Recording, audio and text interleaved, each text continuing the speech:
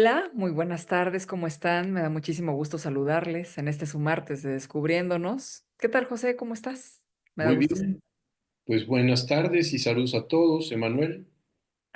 Hola, pues saludos a todos. Hoy no nos acompaña Mauricio, pero en la que sigue ya estará. Así es que, pues bueno, hoy vamos a hablar, José, de un tema que a mí me parece que inquieta a mucha gente. Y creo que le inquieta porque está en la clasificación de lo negativo. ¿No? Como que tendemos a estar clasificando las cosas en buenas, malas, y entonces todo lo que cae en la bolsita de lo malo, siempre tendemos a ponerle una descalificación. Vamos a hablar de la tristeza, y vamos a hablar de la tristeza en términos de si siempre es negativa, ¿no? Seguramente muchas personas que ahorita me estén escuchando, pues dirán, o sea, hay otra manera de estar, genera un ánimo efectivamente, pues triste y no es agradable estar triste, pero el tema es, ¿siempre se le tiene que dar esta calificación de negativa? ¿Tú qué piensas, José? Se me ocurrieron como 23 cosas. Ahorita una, con el tambor de hojalata, esa novela maravillosa, impresionante, de ese lugar público, es una ficción, en donde uno va y pide la madera que le guste en forma de pescado, elefante o plain, así, le dan un cuchillo y una cebolla, para estarla partiendo y entonces que empiece a llorar, ¿no? Empieces a llorar ahí, partiendo tus cebollas, ¿no? Este, como esa necesidad de ir ahí a llorar, a esos establecimientos ficcionados, ¿no? Por Günter Grass. Pero lo importante aquí, me parece, es que sí creo que todo lo que nos acontece tiene su razón de ser.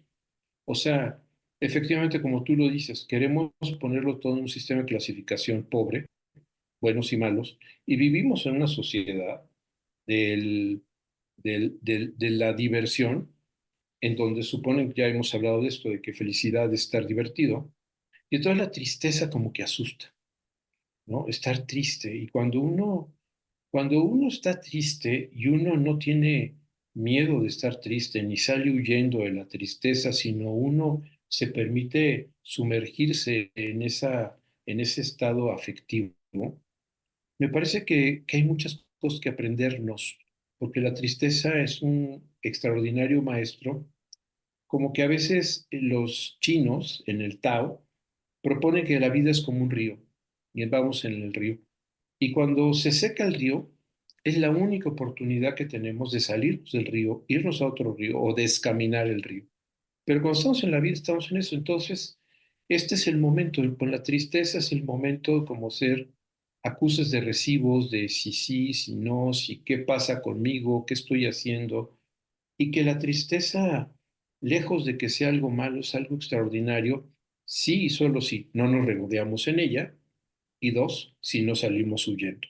O sea, tenemos que tratar de entender por qué está aconteciendo e insisto, o sea, permitir el cauce de esa tristeza. Hay grandes poemas, así, Sibelius tiene uno que se llama El Vals Triste, ¿no? Que es precioso, un vals más lento. Entonces, esa parte, el blues, en Estados Unidos, el blues tiene que ver con el sentido de la tristeza. Entonces, hay toda una espectralidad de estados anímicos, de producciones de la cultura, de la sociedad. Pues la saudade en Portugal. Portugal, ¿no? O sea, esa melancolía sabrosona. Entonces, creo que no hay que salir huyendo a la tristeza, sino servirnos de ella y sí, no regodearnos en ella. Sí, claro. Ay, ahora sí como tú dices, me vinieron muchas cosas de pronto. Esto que estabas platicando del tema, esto de la necesidad de ir a llorar, ¿no? Porque efectivamente creo que es importante, digo, ligándolo con todo lo que acabas de señalar ahorita, que cuando nosotros estamos tristes y lloramos, de pronto se siente un como desahogo.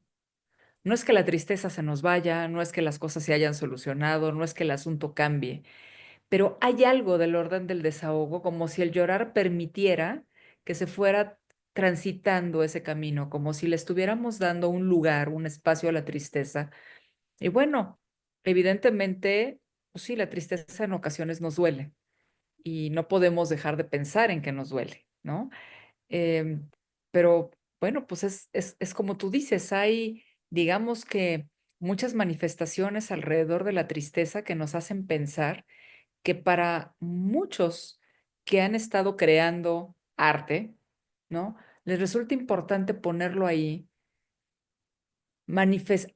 poner una vía como en la que sea posible esa manifestación. Y efectivamente, como bien dices, es un momento en el que nosotros podemos acusar recibo. ¿Por qué me siento triste? ¿Qué es lo que me está doliendo? Áreas alrededor de la tristeza, como podría ser a lo mejor la muerte cercana, ¿no? O la pérdida a lo mejor de algún afecto. Pero todo eso finalmente siempre tendrá algo en donde nosotros podremos llegar para evitar este regodeo del que estás hablando y para entonces, digamos que movernos en este tema que decías del Tao, ¿no? Como estar en ese caudal, en esas aguas que a veces irán a un lado y a veces irán a otro, pero que entonces podremos estar, digamos, viendo hacia dónde dirigirnos y de qué manera dirigirnos para llegar a otros lugares. O sea, no es un lugar en el que nos tengamos que quedar.